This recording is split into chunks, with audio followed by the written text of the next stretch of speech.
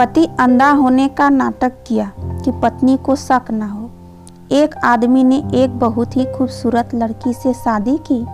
शादी के बाद दोनों की जिंदगी बहुत प्यार से गुजर रही थी। पति पत्नी को बहुत चाहता था और उसकी खूबसूरती की हमेशा तारीफ किया करता था। लेकिन कुछ महीनों के बाद लड़की चर्म रोग से ग्रसित हो गई और धीरे धीरे उसकी खूबसूरती जाने लगी।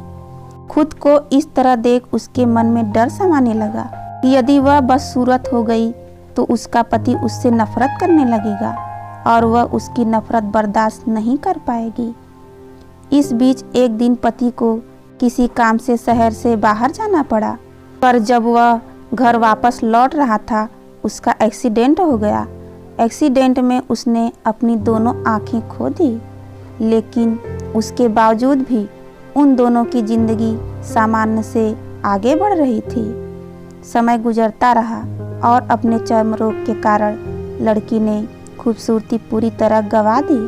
वह बदसूरत तो हो गई, लेकिन अंधे पति को इस बारे में कुछ भी पता नहीं था, इसलिए इसका उसके खुशहाल विवाहित जीवन पर कोई प्रभाव नहीं पड़ा।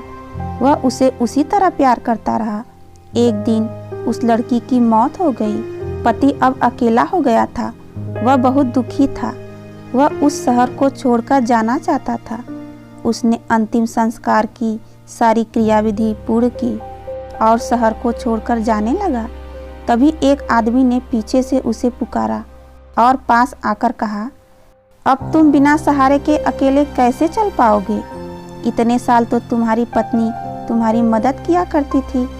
पति ने जवाब दिया, दोस्त, मैं अंधा नहीं हूँ, मैं बस अंधा होने का नाटक कर रहा था, क्योंकि यदि मेरी पत्नी को पता चल जाता कि मैं उसकी बदसूरती देख सकता हूँ तो यह उसे उसके रोग से ज़्यादा दर्द देता।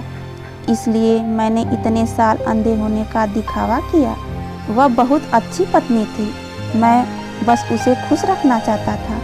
इसलिए दोस्तों, जिसे हम खुश देखना चाहते हैं, हमें भी एक दूसरे की कमियों के प्रति आंखें बंद कर लेनी चाहिए और उन कमियों को नज़रअंदाज कर देना चाहिए। धन्यवाद।